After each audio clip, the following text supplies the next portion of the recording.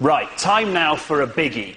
You might just recognise this thing. This is the colossal Nissan GT R. £53,000 will buy you this car, and there's no denying it. The looks might be a little bit in question, but it's a supercar killer. Well, that's not a supercar killer until it's taken some proper supercar scalps, my friend. This is an accepted supercar. The Porsche's 911 Turbo, £99,900, so sharp near as damn it, 100 grand. It's got four-wheel drive, just like that. It's got about 480 horsepower, just like that. And this is going to get caned by a car half its value. We shall see. Well, Jason and Tiff are away opening a supermarket, so we got ourselves a very special guest presenter. Meet Bruno Senna, a 24-year-old Brazilian. You may have heard of his uncle, Ayrton. Ayrton Senna, the greatest F1 driver ever, once said, "If you think I'm quick, wait until you see my nephew." And Bruno is currently ripping it up in the GP2 series, the championship Lewis Hamilton won before joining Formula One. These are two of the most desirable cars on the road today, and they gave me the keys.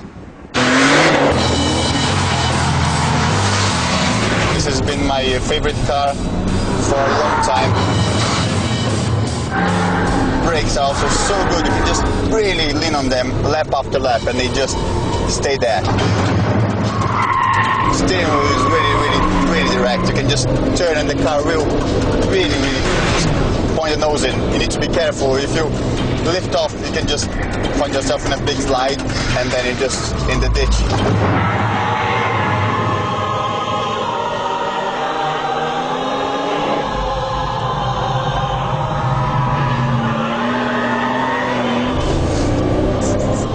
Many cars that you can do four-wheel drifts like this with four-wheel drive. It's so much power on the engine. Maybe one of the things that you could do to this car to make it a bit quicker is just probably improve the weight distribution a little bit. Get a bit more weight on the front, because at the moment front's a bit light. You go over a bump at high speed and the front just floats a little bit. Obviously I'm more used to cars with downforce and they tend to be a bit more stable on high speed. Right, so enough of talking and sliding. Let's do a nice tidy lap and see how fast this car will go. The conditions are a bit tricky now, just sliding around a little bit. This is a difficult corner for this car. It's just flat out, but it's a bit scary. You have to slow down a little bit. It's always hard to slow down when you're braking and turning. Fourth gear.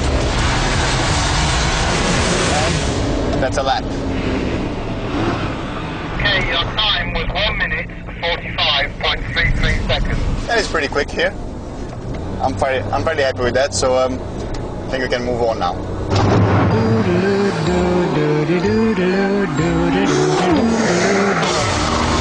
This is the first time I'm driving the Nissan GT R, and I'm really excited about this car. You know, everybody has been doing such a hype of it.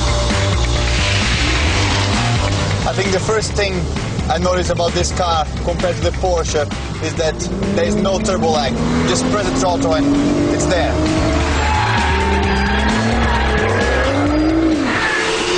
Then you come to the best part of the car, which is the gearbox. It is much faster gear changes than you can do with the Porsche. It's actually smoother than the GP2 car that I'm driving, but don't tell them that because they're not going to be very happy.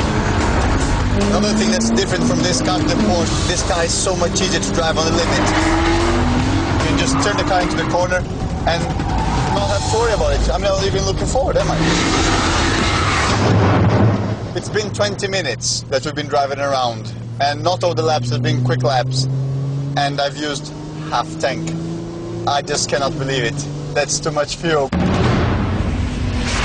To start with this test, I was 100% sure that the Porsche would be quicker, but now I'm not so sure. Out of the corner, so much power. Wait, patience is key here. Now you just put the power down, use four-wheel drive to jump out of the corner, hard on the brakes. This is where the Porsche wins. This car just doesn't have the same bite on the brakes as a Porsche. And out of this corner, quite fast again. Really, really good. 1 minute 45.08 seconds. And that was a 1 minute 45.08. That was half a second quicker than the Porsche almost. And that is amazing. I could not believe it. Nissan did a great job with this car. I have to congratulate them for what they did to this car. Really, really good. Do you know what? That's properly cool. Wicked. One day, I want to be able to casually mention to people in the pub that I'm used to cars with a lot more front-end downforce. Do you know what? I find this a bit weird saying it, but I find him weirdly attractive. I'm heterosexual, but he's a cool dude. Anyway, back to the GTR. Listen, you know when they launched this thing, they said that the engine's brain was completely unhackable. They didn't want the hackers to pop the bonnet and release even more horses. Well, within a week of launching it, the Japanese tuners had a version with 550 brake horsepower. How cool is that? Yeah, it is impressive. And even better than that, these things are limited to 112 in Japan, right? Yes, unless it goes around a racetrack, then the GPS knows where it is and unleashes 190 miles an hour out of it. Well, you know that little limiter? Yeah. The electrical boffins, well, they just deleted it, so it's free to get going. That's impressive stuff, chaps.